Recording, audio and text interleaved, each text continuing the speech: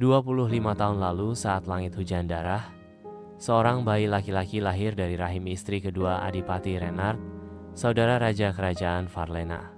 Sayangnya, bayi itu buta sejak lahir.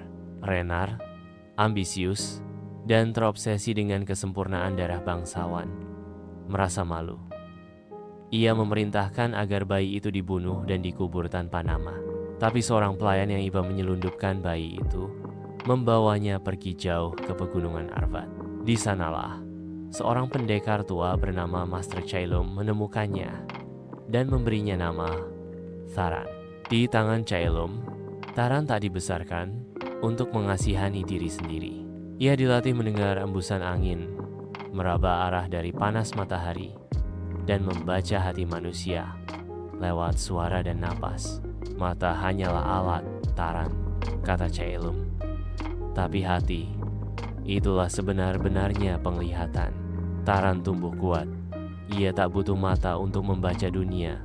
Suatu hari, rombongan utusan rahasia datang dari istana. Mereka mencari pengawal baru untuk Putri Elara, pewaris tunggal raja yang masih muda dan polos, tapi penuh belas kasih. Tanpa tahu siapa dia sebenarnya, Tharan dikirim diam-diam sebagai pengawal bayangan.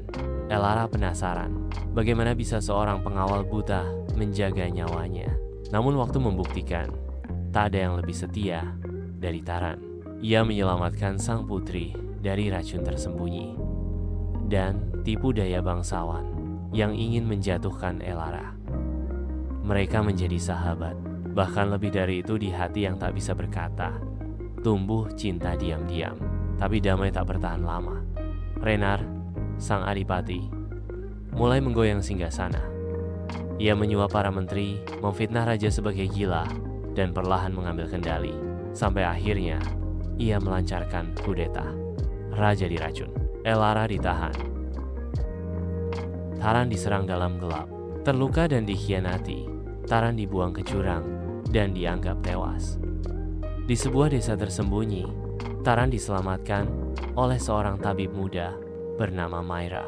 Mira menyimpan rahasia besar. Ibunya dulunya peramal istana yang dibakar hidup-hidup oleh Renard karena meramalkan kehancurannya. Sejak saat itu, Maira bersumpah menyelamatkan kerajaan dari dalam bayangan. Maira membantu menyembuhkan luka Tharan, bukan hanya tubuhnya, tapi juga jiwanya. Dan ia memperlihatkan fakta mengejutkan. Pedang yang dimiliki Tharan adalah pusaka keluarga bangsawan. Cap di gagangnya adalah milik Adipati Renard. Tharan adalah anak Renard, anak yang dibuangnya. Tharan bergumul dengan dirinya sendiri. Apakah ia layak hidup? Apakah ia akan menjadi monster seperti ayahnya?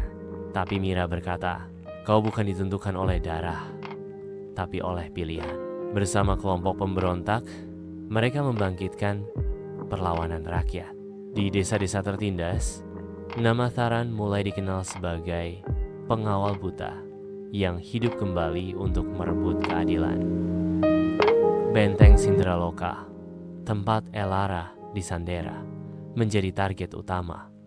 Dengan pasukan kecil tapi setia, Tharan dan Mira menyusun serangan malam. Sementara itu, Elara di penjara bawah tanah mencoba mengingat ajaran Tharan. Jangan lihat dengan matamu, dengarkan dengan hatimu. Dengan mendengar suara tikus, arah angin, dan langkah penjaga, Elara menyusun pelariannya sendiri dari dalam. Dari luar, Tharan menembus penjagaan dan akhirnya berhadapan dengan ayah kandungnya.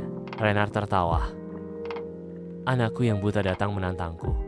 Kau buta, dan aku punya segalanya. Lalu Tharan menjawab, kau punya mata, tapi tak melihat penderitaan rakyatmu. Aku punya hati, dan itu cukup untuk membunuhmu. Pertempuran mematikan terjadi. Ayah dan anak bertarung dalam bayang-bayang. Dengan bantuan Mira yang membunyikan lonceng untuk menandai arah, Tharan menebas Renard di dadanya. Namun Tharan terluka parah. Ia bertemu kembali dengan Elara dan akhirnya bisa menyentuh wajah yang selama ini hanya ia dengar. Elara menangis. Kenapa engkau tak pernah bilang bahwa kau mencintaiku? Taran tersenyum. Karena cinta tak perlu dilihat. Ia dirasakan.